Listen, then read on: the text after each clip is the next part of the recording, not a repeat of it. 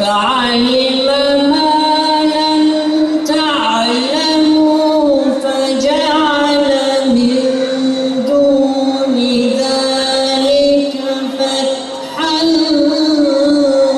قريبا. Sen şükür yarete dame Resul ben bevinin İslam ter kabul emde girhim Rabbil alemin dur leke mesel ya nebi emin emci aşka car dil ba hoş kelam her bebecine salatu ve selam.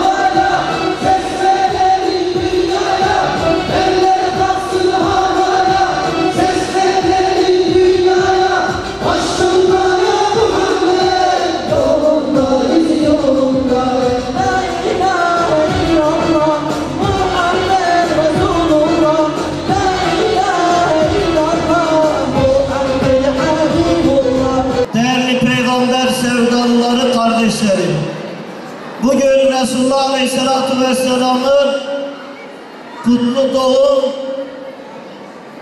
etkinliği etrafında bir aradayız.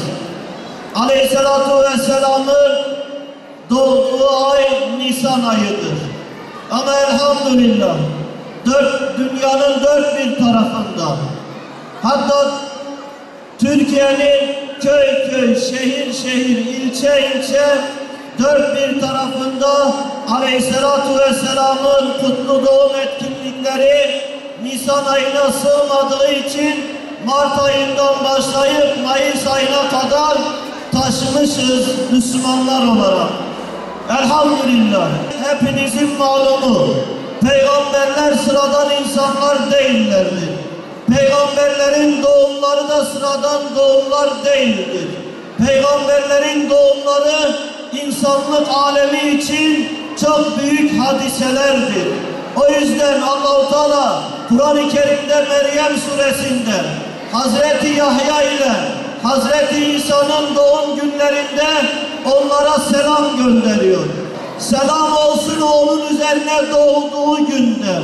Selam olsun onun üzerine öleceği günde ve selam olsun onun üzerine yeniden diriltileceği günde.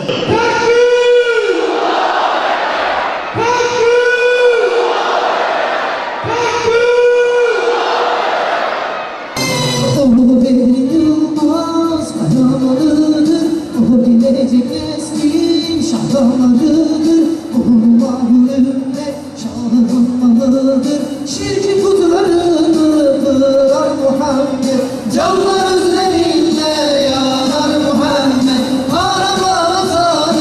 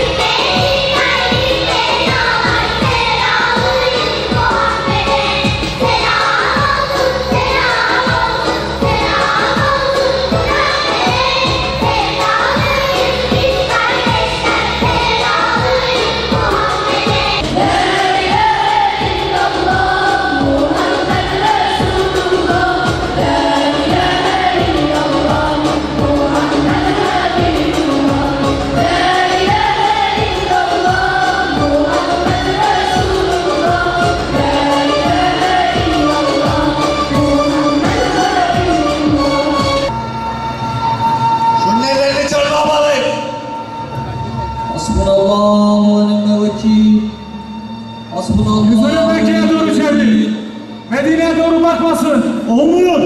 Olmuyor. Aa! Asıl olmuyor. Çekilin. Asıl.